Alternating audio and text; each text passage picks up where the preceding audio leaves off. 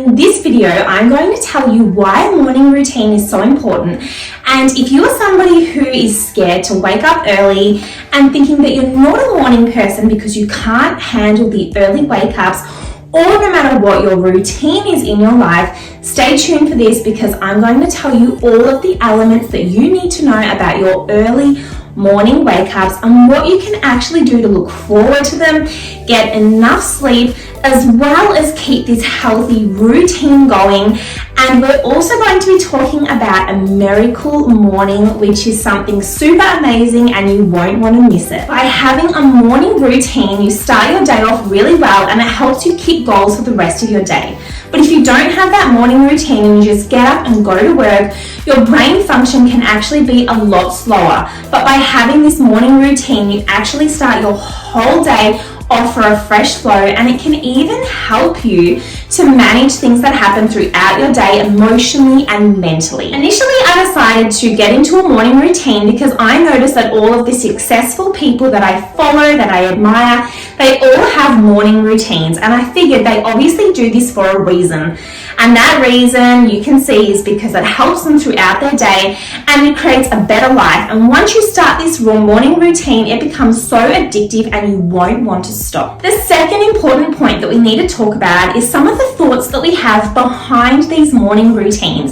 And there can actually be a whole lot of fears behind us that we don't realize. So what can actually be happening is we can be having thoughts such as, I work late nights so I can't wake up early in the morning and I can't have a morning routine, I'm just too busy for it. And so what you can do is that you don't actually have to have a morning routine at the same time as everybody else. So a lot of people may do 5 a.m. or 6 a.m. But for you, if your morning routine starts at 8 a.m., there's nothing wrong with that. It's mainly about fitting in time to be able to do it. And you can have a morning routine that runs from 20 minutes to an hour. Some people, if they're working from home, they may go for 2 hours. It's totally up to you. And the main thing is to fit it in with what it is that you want and feels good to you. And that is exactly why I will explain the miracle morning and how you can fit that into your life. There can also be other thoughts running through your mind, like you have children, you have a very busy job, you have other commitments, you're already so busy in the morning. And so what I advise you to do from here is that if you notice some of these thoughts that you have, get a piece of paper and write down all of your fears on one side, and then on the other side of the paper, write down all of the arguments that you can have against those fears.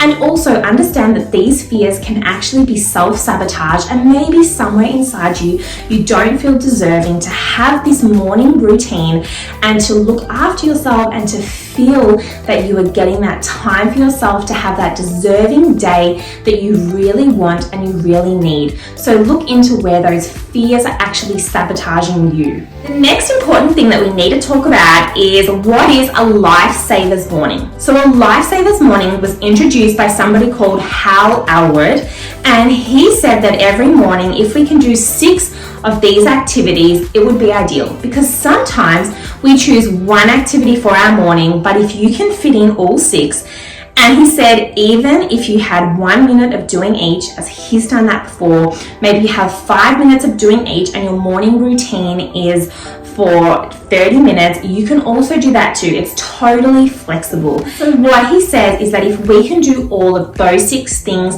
every morning, this is a miracle morning. But you may choose to just start off with a couple of those things, and already this will get you off to an amazing start for your morning. You may want to do a little bit of meditation, maybe go for a little bit of a walk or a bike ride, and then finish off with a healthy breakfast. Or maybe you want to have breakfast with your partner, with your children. It's totally up to you and it's flexible. But the main thing is that you do have that silent time. And if you're somebody that, first of all, when you get up in the morning, you firstly go to check your phone, try and not do that straight away as soon as you wake up. Try and do some quiet time first and meditate and see how you feel after doing that first, rather than going onto your phone and social media, and that is how the brain starts off for the day. Now I'm going to tell you some really important keys for having this morning routine, And first of all, it's having all of your things ready for the next morning. So if you need a particular outfit that you need to wear for your morning routine, get that ready and leave it in your bathroom. If you also want to have your work clothes ready for the day, go and get them ready too. Be prepared so that you don't have to make those decisions and spend time doing that in the morning when you can be doing your morning routine. Another really important point, which I was just talking about with one of my friends, one of my coaches, she's absolutely amazing, and she said to me that the less decisions that we can make in our morning is ideal, because the more decisions we make, we can actually have decision fatigue, and it's too much for us.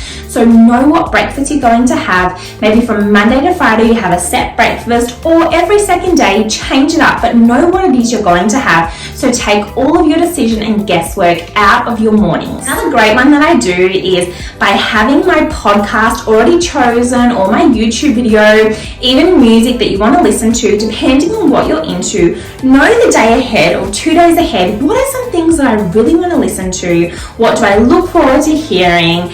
And what is it that will make me excited to get up out of bed and learn, listen to? Who do I want to talk to? Who do I need to ring? And this helps you be able to get up in the morning and look forward to the next day without it being too much of a struggle. And lastly, you know yourself best. So if you're finding that you are getting too tired, you don't have to do what everybody else is doing or even what everyone else suggests you.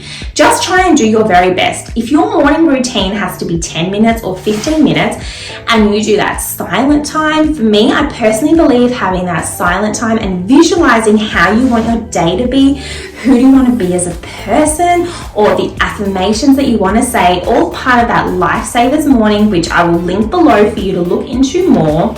This is ideal, and this is going to help you. This visualization and quiet time for the mind is key for that day that is strong for us, that is grounded for us, where we feel that we are really in tune with what it is that we need to do.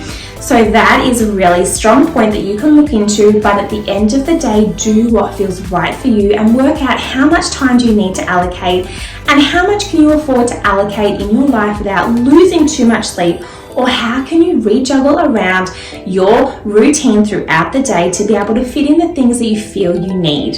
So I hope that this video has helped you, and this is from me genuinely finding that a morning routine has been super helpful, and fighting my fears and working out what are my limiting beliefs, and then also understanding that I could be sabotaging myself in some ways by not wanting to do this, but knowing that I do deserve it. And I hope that this is the same for you, and I look forward to seeing you again in my next video.